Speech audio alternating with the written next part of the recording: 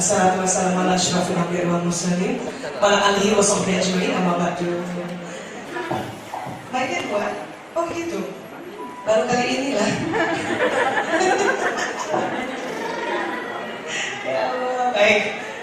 Mudah-mudahan tetap dilihat bagus ya. Ya baik. Jadi hari ini dan saya juga melihat Bapak Ibu hadir. Hari ini saya mau lanjutkan sedikit tentang proses penciptaan manusia dalam rahim ya. Mohon maaf kalau Bapak Ibu yang mungkin di sebelah kanan tidak lihat layar. Sebetulnya saya setuju sekali dengan kata Abi bahwa kita akan satu aja. Iya, kayaknya juga aneh. Kayak mengalah-ngalahi kampanye kalau dua itu. Ya, baik. Saya juga setuju bahwa yang paling cepat itu adalah membayangkan ya. Namun karena proses penciptaan mungkin tambah sedikit saja di layar tentang proses penciptaan ini proses penciptaan manusia dalam rahim setelah bertemunya sperma seorang ayah dengan telur seorang bunda. Kemudian Allah membuat sebuah proses penciptaan yang disebut namanya zigot. Jadi itu kayak membelah, bikin kue, betul-betul kayak bikin kue dari 2, 4, 16 dan sebagainya ya. Dan akhirnya tercipta janin seperti ini ya. Dan kemudian antara janin dengan ibunya ada penyambungnya namanya plasenta ya. Plasenta ini kemudian nanti sambung ke dalam umbilikus atau tali pusat, dimana kalau ibunya makan kacang hijau, anaknya pun makan kacang hijau. Ibunya makan nasi, anaknya pun makan nasi ya. Ibunya makan daging, anaknya pun makan daging. Dan memang betul bahwa manusia tercipta dari tanah ya. Dan tentunya kalau sudah dalam rahim ini tercipta jelas-jelas dari saripati tanah. Karena semua makanan yang manusia makan itu pasti nanti asal muasalnya dari tanah ya. Filosofi di dalam anatomi embriologi begini, setiap yang manusia yang tercipta itu adalah sang juara atau the winner. Kenapa begitu? Karena setiap, mohon maaf, hubungan intim suami istri, para suami memberikan sperma ke dalam rahim seorang istri itu jumlahnya antara 200 juta sampai 400 juta. Dan itu semua bakal menjadi manusia. Dan kemudian di dalam rahim terjadi hukum alam sunnatullah ya. Sperma ini mencari telur dengan cepat. Karena hukum alamnya kalau satu sperma dari 400 juta itu sampai di telur atau ovum seorang ibu, dia yang duluan masuk, yang lain tidak bisa lagi masuk. Itu makanya ada filosofi dalam penciptaan bahwa semua manusia yang tercipta adalah sang juara ya. Walaupun sperma tidak ada matanya, tetapi dia punya ruh dan tahu persis siapa yang berlomba-lomba ya. Di dalam ceritanya ini ada kisah juga, katanya ada sperma yang putus asa. Bapak Ibu maaf, kenapa? Karena dia kalah lomba dengan sperma satu yang duluan dari 400 juta.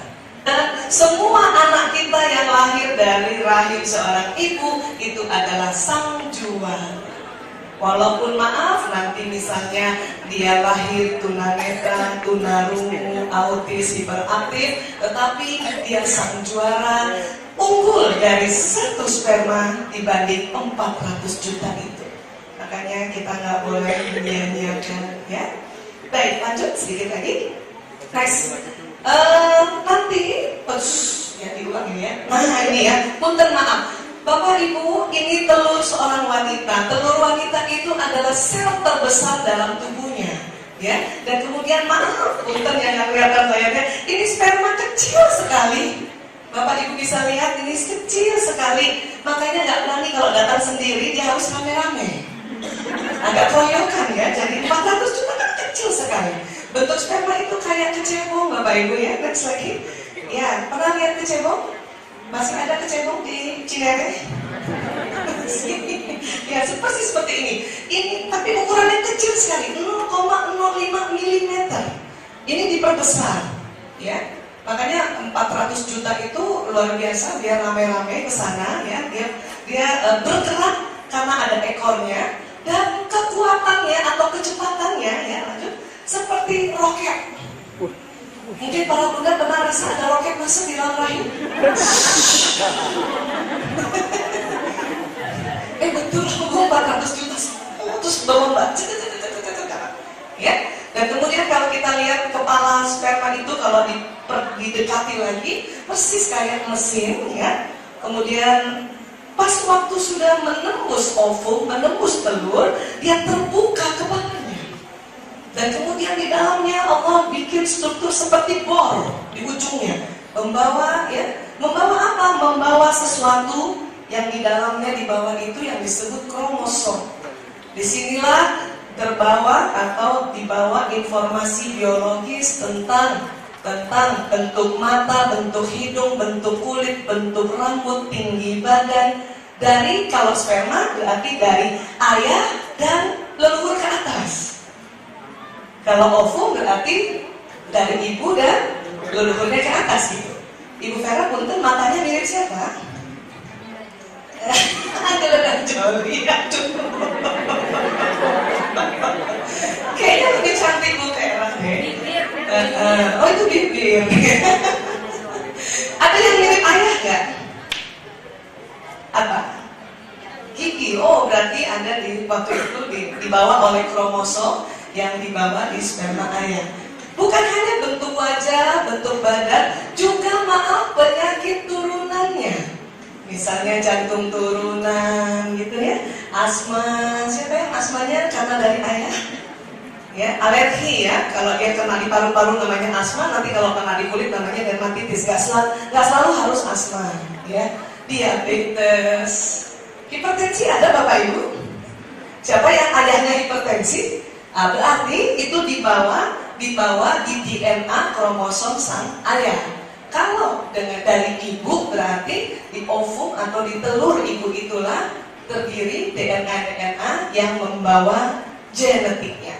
Bahkan bukan hanya itu, watak pun diturunkan secara genetik.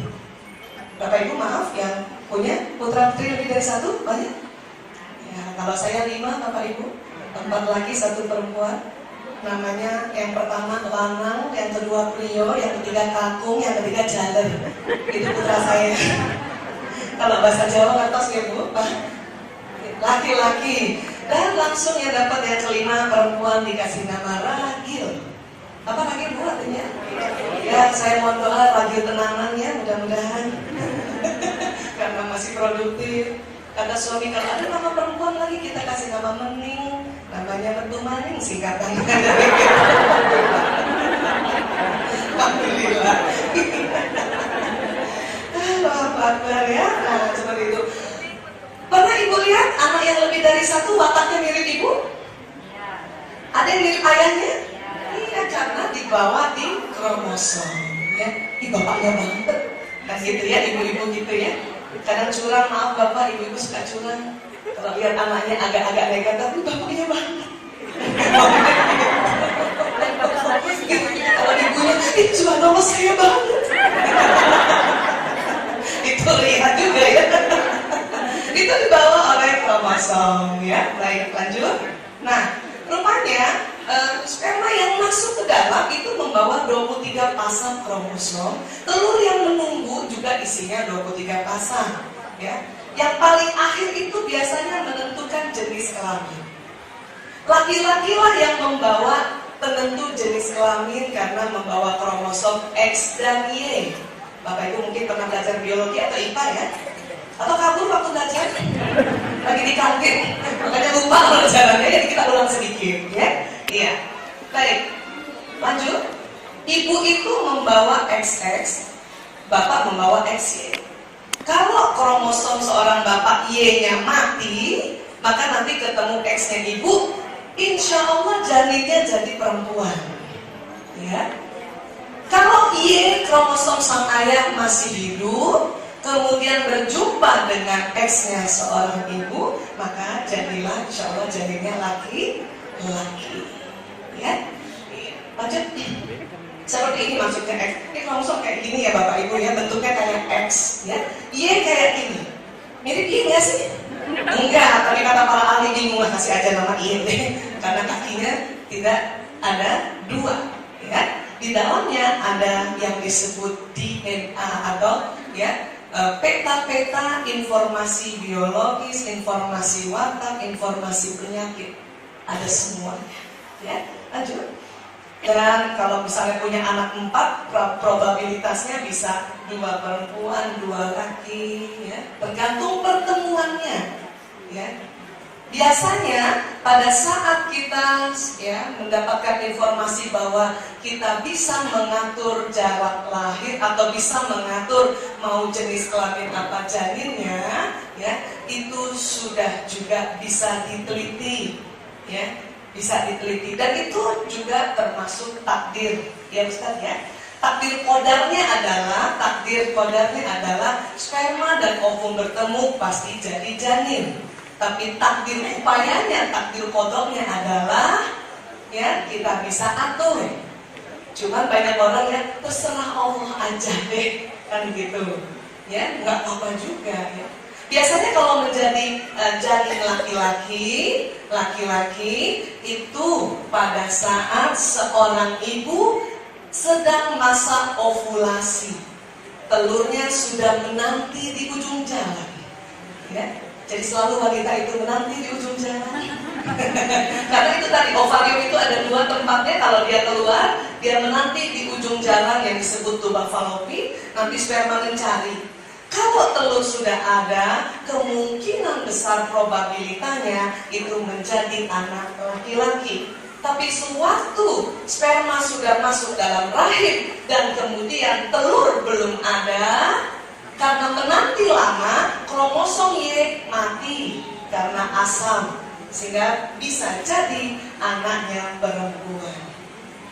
Jadi kalau yang punya anak laki-laki ketahuan pada saat itu sedang ovulasi, ya, dan makan menurut para leluhur, punten maaf ini ada cerita juga, tapi kalau dikaitkan dengan teori ilmiahnya ada benarnya. Kalau anaknya baik laki-laki, katanya pada saat itu istrinya cinta banget sama suaminya. Gitu, katanya gitu. Kalau anaknya perempuan, berarti pada saat itu suaminya cinta banget sama istrinya. Ya Allah, untung saya anak 5 perempuan. Kalau enggak saya nggak percaya suami saya cinta sama saya. Iya, itu menurut para leluhur, terutama orang Jawa. Ya, tetapi setelah dikaitkan dengan ilmu pengetahuan itu ada benarnya. Kenapa? Karena pada saat ovulasi, maaf, wanita nafsu birahinya meningkat. Pasti yang colek, pasti suaminya, istrinya pada saat itu. Jadi dianggapnya istrinya cinta banget sama suaminya. Pada saat ovulasi belum keluar, biasanya wanita ya diam saja. Nanti yang colek-colek suaminya. Ini mungkin begitu maksudnya ya. Jadi atur saja.